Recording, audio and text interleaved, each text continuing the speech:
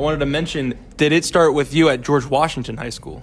Oh, man, you already know it did. You know, I went to Wash for them 4 years. Wash is known as, like, that school. You know what I mean? You know, it's known as that school. So, you know, I remember being, like, freshman listening to fucking George Saba freestyle, and we would just have freestyle battles. And, yeah, it really did. I mean, then there's a lot of rappers that came from Wash, too. Yeah. Like, a lot of rappers went to Wash, so it's kind of crazy. Like, I was definitely one of the earlier ones for sure. So it's just kind of wild to see, like, all the people I knew going to school with are now rapping and being on the same shows that I'm on. It's kind of crazy.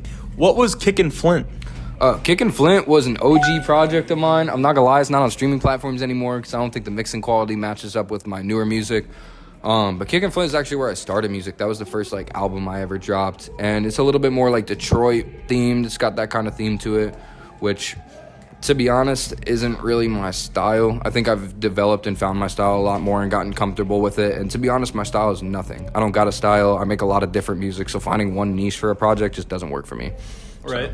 Something else that is unique about you, though, is that you sampled Steven Universe on Golden Joint. Man, hey, shout out to ones who know that. If you know that, you're a GOAT. Steven Universe is one of the cartoons I grew up on, one of my favorite cartoons, and I think it's one of the only cartoons on Cartoon Network, aside from like Adventureland or Adventure Time, that actually teaches you stuff. I think I learned a lot from that show, whether it was life lessons or things that I learned about emotions and stuff like that.